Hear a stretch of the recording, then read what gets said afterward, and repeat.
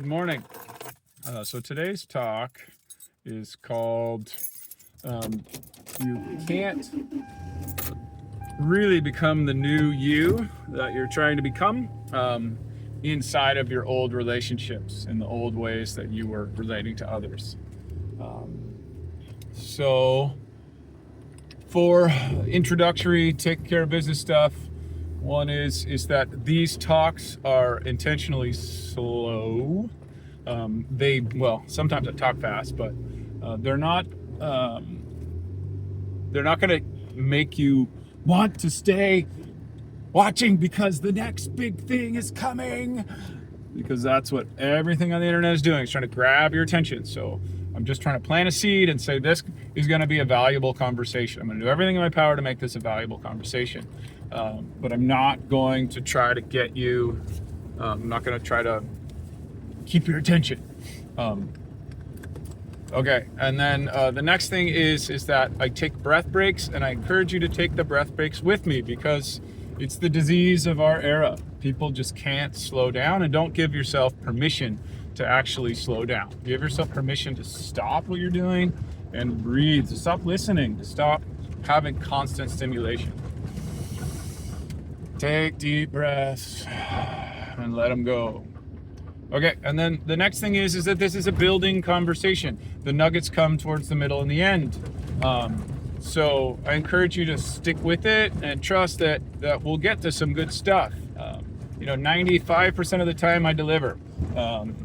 Obviously, I'm not 100%, but mostly we get to some pretty juicy, good stuff. All right, so you can't build the new you inside of your old relationships. So let's see how to break this down.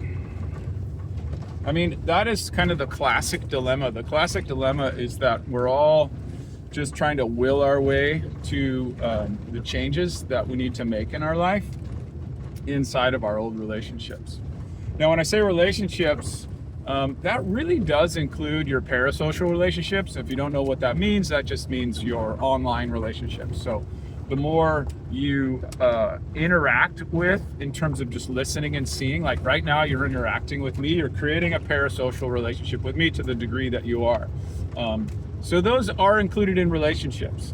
So you could spend more time with people online, and those they infiltrate your belief structure, your identity, and therefore your actions and your values.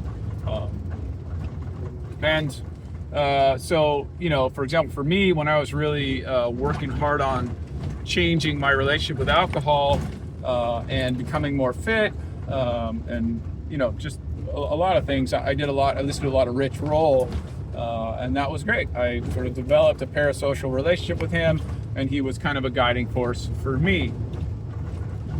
So, but normally what we do is, so let's say my vision for my life right now is to be, a force for the transformation of the macro culture on Earth to one that's more living in harmony with nature, that has like a universalist approach to religious dynamics, so that we're all honoring one another, that there's not righteous tribes that are combating one another. So that's one part of my vision for my life, is I want to be a force for that. Also big into the local self-reliance, independence, self-sufficiency movement, although self-sufficiency is a lie. It's more of a community movement where we kind of connect with our community and provide valuable foods, energy, services within our local region and become more of autonomous units. And then also to be a transformational coach and leader to help people like yourself accomplish your goals. Again, these talks are all for earth lovers and do-gooders, people who are really trying to do the right thing and make the world a better place. So one of my goals for myself is to be a force for helping you accomplish those things, because it takes a team.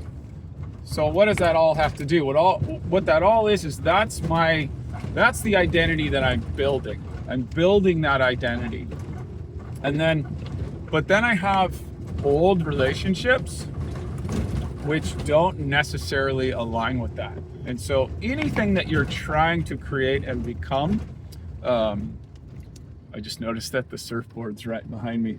It's not a work day. I am driving to the beach to take a surf on Sunday, my one day off a week. So yeah, I have old relationships that are not aligned with that.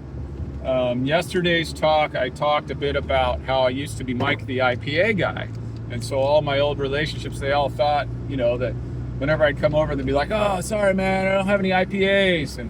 And they knew that I wasn't going to drink just whatever beer they offered me. It would have to be an IPA or I wouldn't drink. So, in the same way, like my relationships aren't really yet fully aligned with my new mission. A lot of people still know me as the old self, and I still know me a little bit as the old self, as the green general contractor, the green remodeler, the sort of newly minted green electrician, surfer, local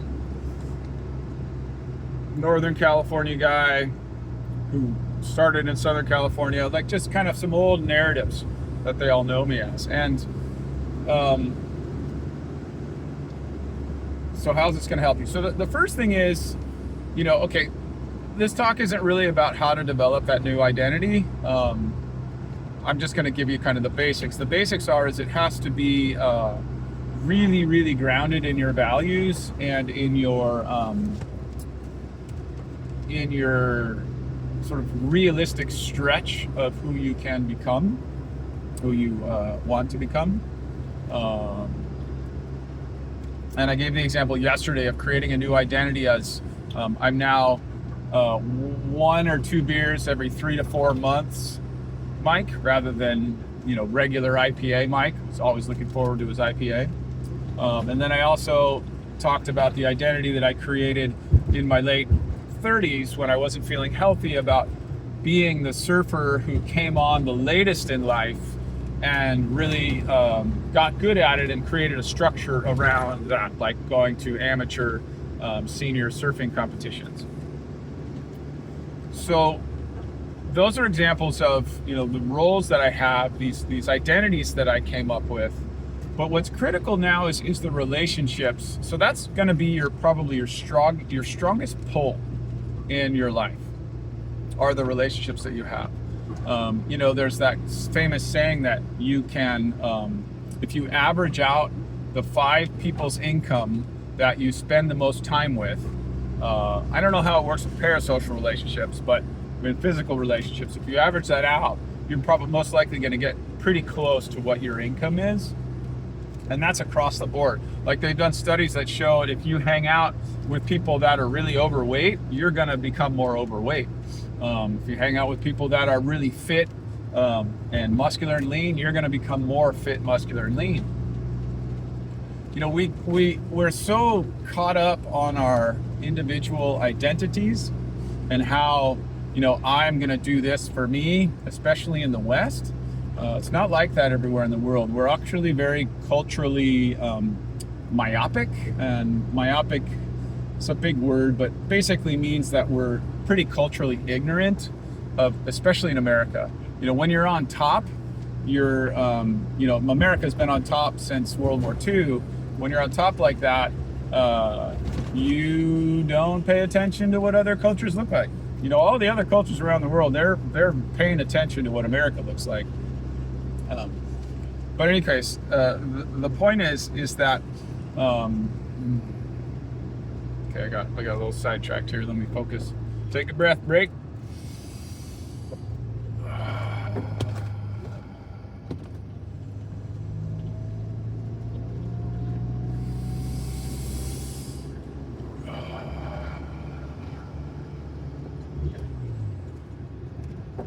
So I'm going to follow the thread of we're a little culturally ignorant So in America, we have a culture of high individualism.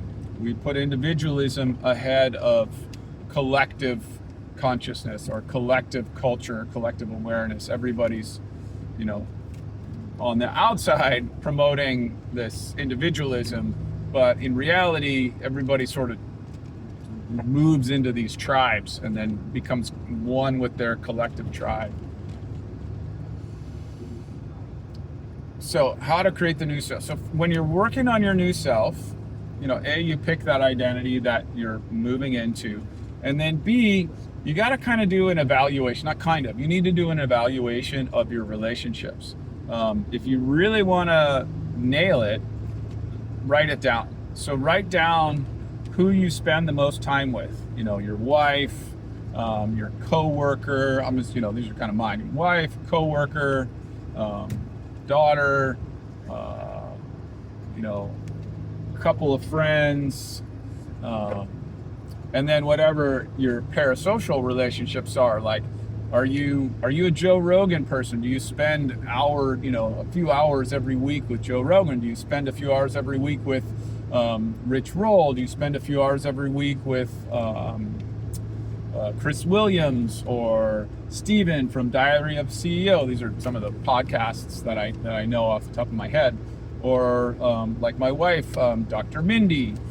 So whoever you spend the most time with is shaping your identity. Now that may seem obvious, but it's not really that obvious because it affects you in ways that are you don't really recognize. So this is a little side note, as I think it's so important in this day and age. With the advent of social media and the individualistic AI tailoring of social media,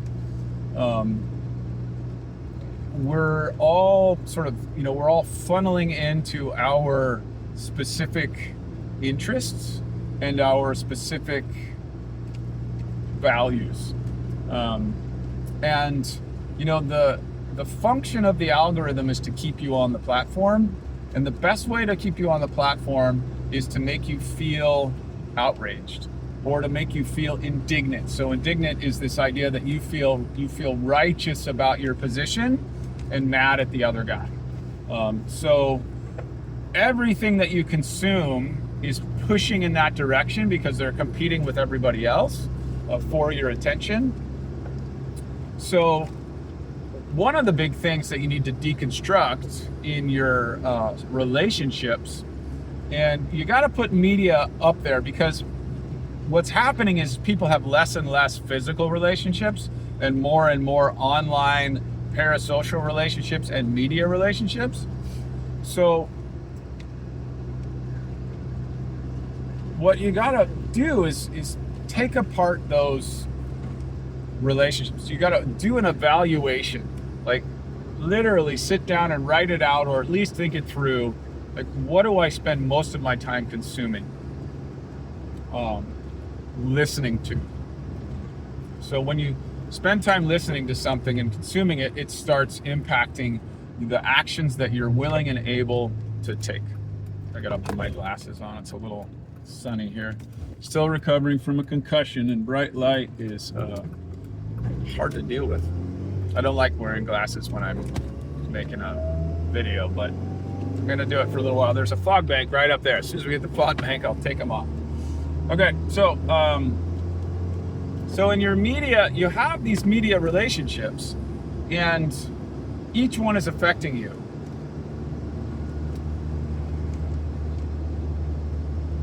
And I would caution you against, when you're feeling indignant and righteous and what's the word? Indignant is really a good word, but you're feeling like outrage, disgust, indignant, righteousness. That's what the machine is trying to evoke in you. They're not trying to. Nobody wants to hear about nuance, balance, nuance and balance, complexity, how the other side that you're sort of indignant about actually has some valid points. Whatever your side is, it doesn't matter. So you're being brainwashed, and it's not like a conspiracy. You're being brainwashed because of the nature of the system. The nature of the system, this sort of techno evolution that's occurring. It happened in the Industrial Revolution and the Internet Revolution and the personal computer revolution and the agricultural revolution. All of those things, they changed the nature of the way we interact with each other and the way we interact with nature. So now we're in this place where your attention is being hijacked. I'm sure you've heard that before, but it still is highly underestimated.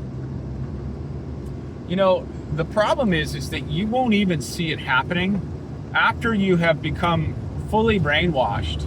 You won't even know that it happened to you. It just happens to you, and then you're there, and it's very difficult. When it's the equivalent of joining a cult. When you join a cult, people rarely get out of cults because it's a self-fulfilling prophecy. Once you get into the moral outrage machine, you don't really pop out. It's very difficult to pop out, and it's a very long path that takes a lot of emotional work, which frankly most of us don't have time to do or the willingness to do. It's a very few of us that are actually going to go down the path of digging out our old emotional scars and seeing how we may have interpreted the world incorrectly. Okay. How is this going to help you? So you're trying to change. So there's the only reason you click on this is you're trying to change. And you maybe thought oh, well, that's an interesting idea. It's not just about changing who I am into who I want to be. I have to change my relationships. So, and the reason I focus on relationships is, all of those studies that just show that the people you hang out with they change you. There's this other great saying, if you haven't heard it yet, about, I forget what it is. It's the last time I heard it was from Ali Abdaal, the YouTube productivity guy. And he was talking about, that idea that you want to be in the room with people that lift you up. So for example, if you're in a room with 5 people, you kind of want to be the drain on the room. You want all those other 5 people to be better than you. To be better than you at relationship, or better than you at health, or better than you at money, or better than you at environmental activism, or better than you at political peacemaking, or whatever it is that you're trying. Oh, I got people on the road running across the street. Okay. All right, guys. Okay. Interesting. It's like a fast young men in fast cars group running across the road after parking their sports cars. Okay.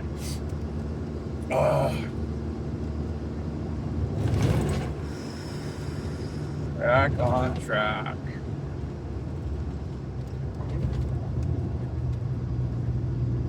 So there's, I'm not going to try to cite the evidence. You can just look it up on AI. Just ask AI for the evidence around how the people around you, the people you interact with the most, affect you. If it comes from weight or money or whatever. And you'll see there's a mountain of evidence that shows that it's the truth.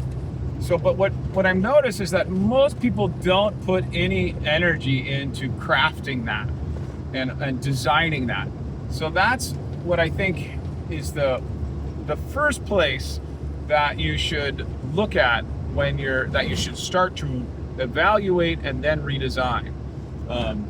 Who are these people in your life? How much time do you spend with each one? And I don't worry about too much how much time. Just list the top people. So you got those top people, and the physical ones on one side, and then the parasocials on the other side. And then really sort of ask yourself, okay, I want to sidetrack. I'm really working on mastering my sugar addiction, my carb addiction, my comfort food addiction. And I just passed a sign on the road that said comfort food that way. and I skipped my breakfast this morning on purpose, because I'm trying to, manage that addiction, and I'm going to have a more healthy, balanced lunch after my surf. Anyways, that was an example of my environment trying to pull me. Sometimes a lot of them you can't change your environment, so you have to change your relationships and your roles and your rituals around your environment. You can change your immediate environment, but not the macro one that you live in, unless you move, and that's not a bad choice sometimes. But back to relationships.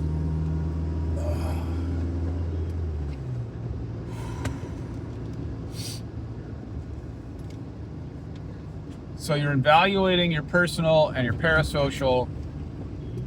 And I would evaluate it this way. You need to look at your personal relationships and look at whatever your goal is. So my goal is I want to be an effective leader in this world of healing culture and helping activists like myself succeed and have happy, healthy lives. Also, combining that with happiness and health. So how many of the people in my life are actually on that path, or are in some way supporting me on that path, or detracting me from that path? Like I have a friend who's super awesome around cardio fitness, but is like the biggest sugar addict that I know. And so I'm negotiating inside of our relationship right now how to interact with each other as I change my relationship with sugar, because, and here's the thing, and this is everything, whatever you're trying to change in your life, if you have relationships that are the old you'll find that some of them actually get angry or pissed or really threatened when you change. So as I'm changing away from this carb heavy, sugar heavy life, my friend, like he gets visibly challenged when I do it. It's like I'm not trying to change him. I'm just trying to tell him like I don't want to participate anymore, and it's like I can see it hurts him in the gut. It's like, we can't share this anymore. Like, because what happens is, if you change, it makes people see how they're unwilling to change, and people don't want to see that. That hurts emotionally. So to change your relationship, there's a number of ways that you can go about it. And I don't want to forget, when I'm going to come back, actually I want to add this idea now. There's another element that's key in your relationships. There's what I would call the authority meter. So we all put people in our life on various levels of authority. Like I have a friend who has decided that Jordan Peterson knows everything. And so he just does whatever Jordan Peterson says. I have a lot of problems with Jordan Peterson. I've made videos about how I think he misrepresents the truth and is very myopic and culturally ignorant on so many levels. But also is a brilliant psychologist on many levels. So he's a very complicated, positive, negative human being. What he's done to American male culture is tragic, in my opinion. But okay, I digress. The Jordan Peterson lovers just thumbs down and unsubscribed. Okay, so what was I gonna say? You should measure your relationships not only in how much time you spend with them, but how high you put them on an authority scale. Because there's certain people that you put really low down on an authority scale, and you're gonna emulate them less. And then there's other people that you put up higher on an authority scale. Now that may be new for you, but it's a very interesting and important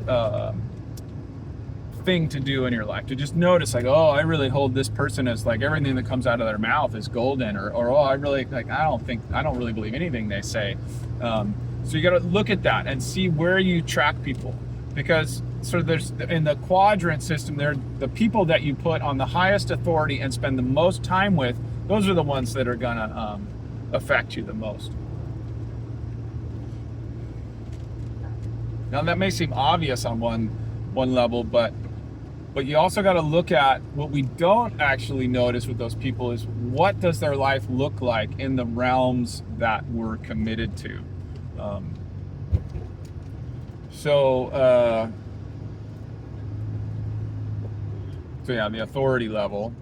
And then the next thing that's coming to mind is you need to then sort of assess how are you going to deal with the mismatches in the relationships.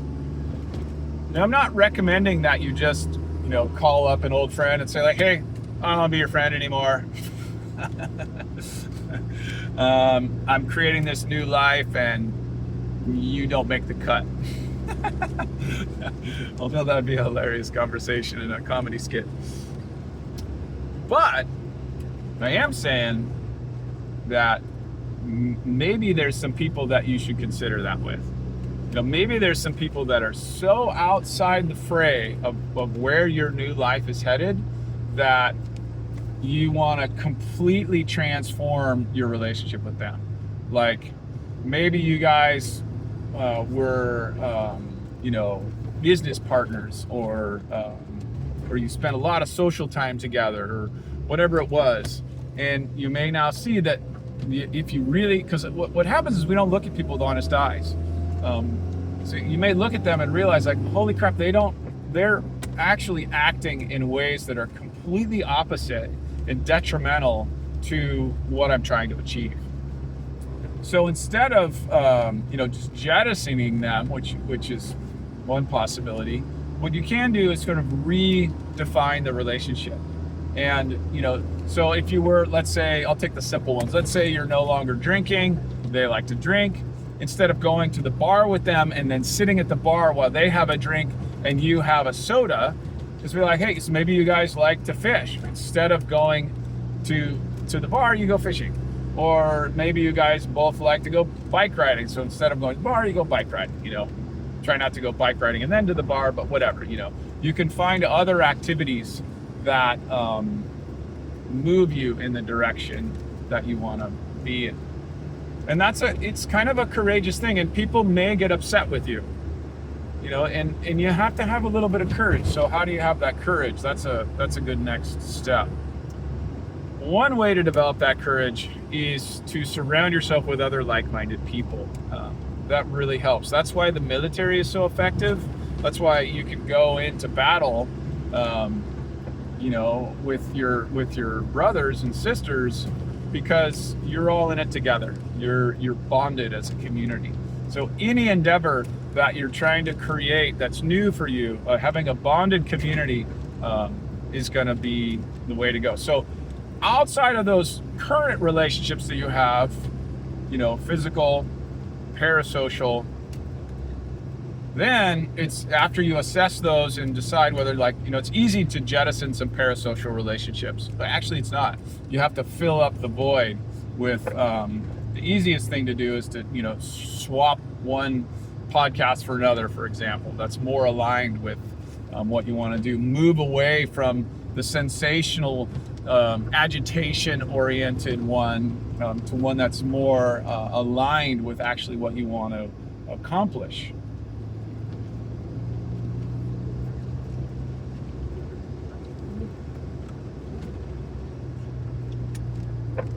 Oh, a lot of surfers out. Looks like it might be good. That's great. It's nice. It's been a long time for me.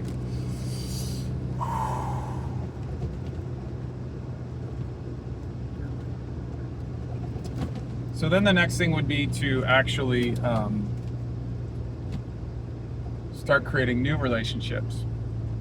Now the thing is we all have limited time, limited resources, limited money. So you don't have, and there's just too much out there. So you got to narrow it down.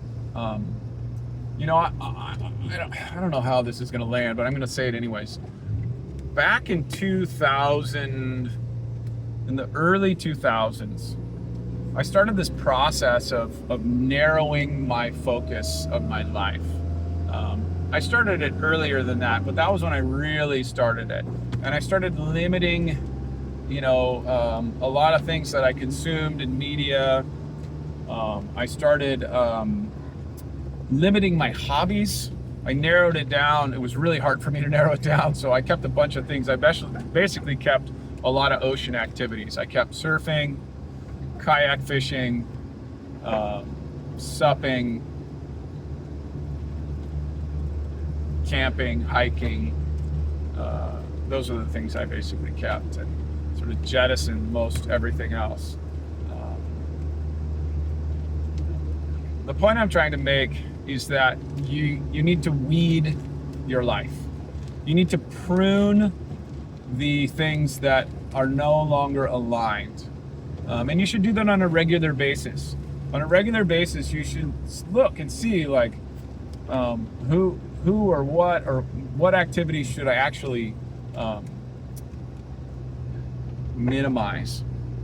Oh, it's so nice. The surf is actually good quality right now. Oh, I'm so excited. It's been so crap. Well, I haven't been out for so long. Springtime is usually junky here. Okay. Wow. Fun. Sweet. Exciting. Okay, let's see. Gotta find a parking spot. So we're gonna wrap it up. Wrap it up. How am I gonna wrap it up? Well, oh, bummer. Okay, I'll park over here. Ah, bummer. Okay, there's a spot right here. Wrap it up. Okay, so, that's fine. All right. Surf looks pretty good. I don't know if I can show you. It's just a nice day. I don't know if you can see.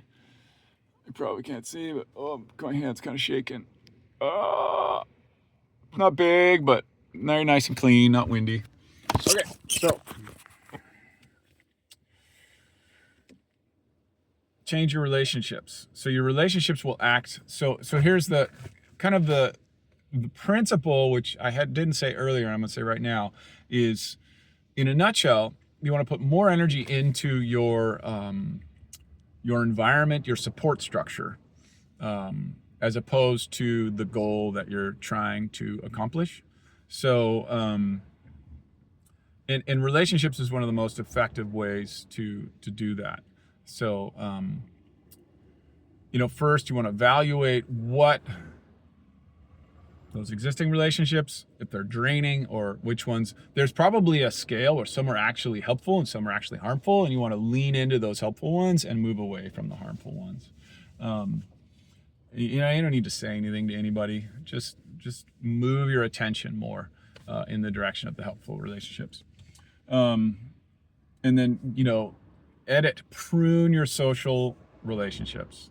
And I just have to say a plug again for stop scrolling. Stop using the AIs to feed you stuff.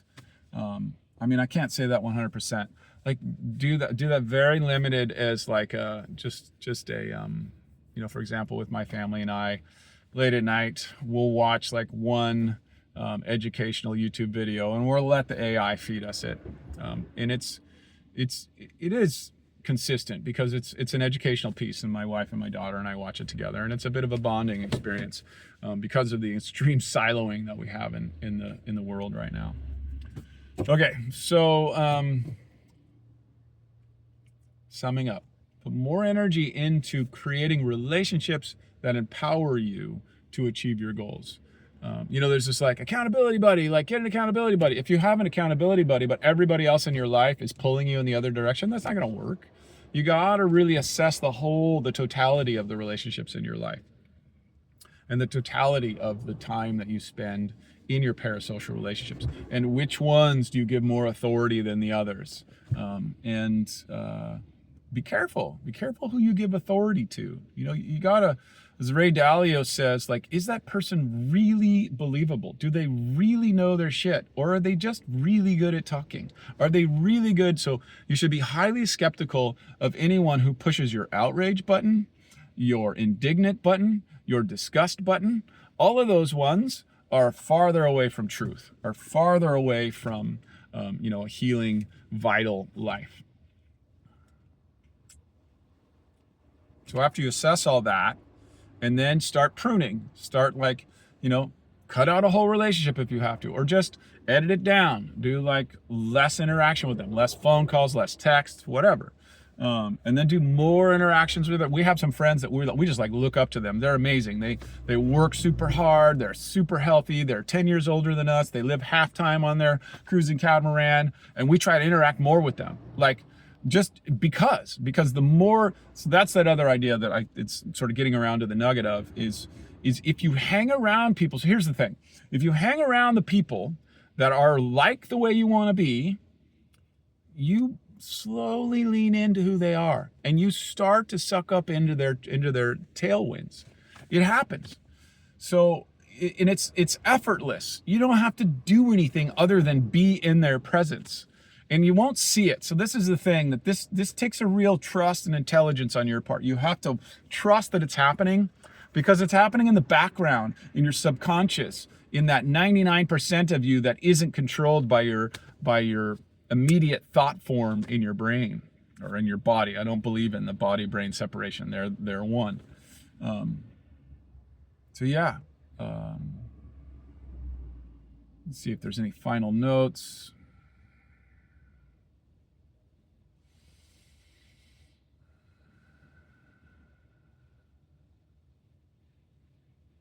Ask questions.